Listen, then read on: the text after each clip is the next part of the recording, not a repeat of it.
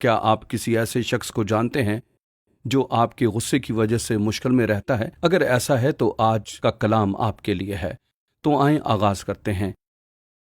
ایک بات جو مجھے یسوع کے بارے میں بہت پسند ہے کہ وہ ہمیشہ مسئلے کی جڑ تک پہنچتا ہے جو ہماری زندگی میں ہے۔ اس نے شریعت کے متعلق بتایا اور کہا، تم سن چکے ہو کہ زنا نہ کرنا، لیکن میں تم سے کہتا ہوں کہ اگر تمہارے دل میں شہوت ہے تو تم اپنے دل میں پہلے ہی زنا کر چکے ہو۔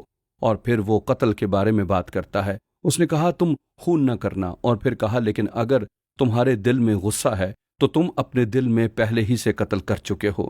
یعنی اس طرح سے وہ مسئلے کی جڑ تک پہنچتا ہے۔ میرا مطلب ہے کہ وہ محض سطحی طور پر چوٹ نہیں لگاتا جب وہ ان مسائل کے تعلق سے بات کرتا ہے، لیکن وہ گہرائی میں جاتا ہے جہاں اصل مسائل ہیں، اور یہ دل کے مسائل ہیں۔ ایک بات جو میں موجودہ وقت میں دیکھتا ہوں جو کہ کافی اشارہ دیتی ہے کہ ہماری دنیا میں جو بہت بڑا مسئلہ ہے وہ ہے غصہ۔ میرا مطلب ہے کہ ایسا محسوس ہوتا ہے کہ پوری دنیا میں بہت غصہ ہے۔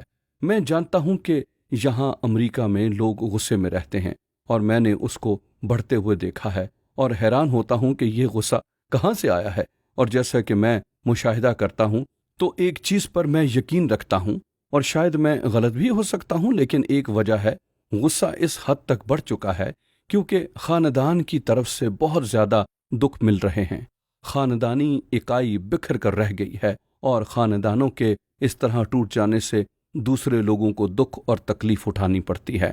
اس لیے لوگ زخمی ہو جاتے ہیں، اور وہ ان زخموں کو چھپاتے ہیں اور ان زخموں کو دبائے رکھتے ہیں، اور پھر یہ زخم غصے کی صورت میں بھڑک کر باہر آ جاتے ہیں۔ اس لیے آپ نے دیکھا ہوگا کہ اکثر وہ لوگ جو زخمی ہوتے ہیں وہ اسے اپنے دل میں رکھتے ہیں، اور پھر غصہ اور افسردگی کی صورت میں ظاہر ہوتے ہیں۔ یہ دوسری چیزوں میں بھی ظاہر ہوتے ہیں۔ اس لیے ہم اس غصے کے تعلق سے کیا کریں؟ خدا چاہتا ہے کہ ہم فتح میں چلیں۔ اس لیے ہمیں یہ جاننے کی ضرورت ہے کہ ہم اپنے دل کے اندر چھپے اس غصے پر کیسے غالب آئیں۔ میں اس بات پر یقین رکھتا ہوں کہ خدا کا کلام ہمیں اس فضل کے تعلق سے بتاتا ہے جو ہمارے دل کے لیے ہے۔ یسوع ہمارے زخموں کا شافی ہے، اور وہ ان زخموں سے کیسے ہمیں شفا دیتا ہے۔ وہ ان کو شفا دیتا ہے، یعنی جو کچھ اس نے صلیب پر کیا، اس نے اپنے فضل کی بدولت ہمیں معافی کی پیشکش کی۔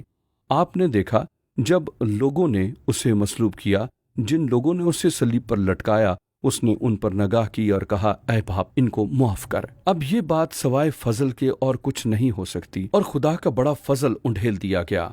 اور جب ہم یسوع پر صلیب پر نگاہ کرتے ہیں اور اسے موقع دیتے ہیں کہ وہ اپنے فضل سے ہمیں بھرے، تو نہ صرف وہ ہمارے گناہ معاف کرتا ہے بلکہ اس کا یہ فضل ہماری شفا کی وجہ بن جاتا ہے، اور یہ ہماری روح کے لیے دوا بن جاتا ہے، اور یہ ہمارے اندر سے سارے غصے کو نکال دیتا ہے اور ہمارے دل کی تمام کڑواہٹ کو بھی۔ خدا کا فضل کس قدر شاندار اور زبردست ہے۔ اس لیے ہمیں اپنے زخموں سے شفا کی ضرورت ہے، اور یوں ہم اپنے غصے پر غالب آتے ہیں۔ ہم اس غصے پر کس طرح غالب آتے ہیں؟ کیا اپنے زخموں سے شفا پانے سے؟ خدا کے فضل کے مناسب حصول سے، یہ کہتے ہوئے کہ مجھے تیری ضرورت ہے، مجھے تیری معافی کی ضرورت ہے، مجھے تیرے پیار کی ضرورت ہے، مجھے تیرے فضل کی ضرورت ہے جو اس زخم کو بھر دے گا۔ تو جانتے ہیں کہ کیا ہوگا؟ وہ اسے شفا دے گا۔ لیکن آپ صلیب کے پاس جاتے رہیں، آپ یسوع کے پاس جاتے رہیں اور اس سے یہ فضل حاصل کرتے رہیں، اور جتنا زیادہ فضل لیتے رہیں گے اتنا ہی زیادہ آپ کو شفا ملتی جائے گی، اور ایک دن آپ خود کو غصے سے آزاد پائیں گے، بلکہ خود کو محبت سے بھرا ہوا پائیں گے۔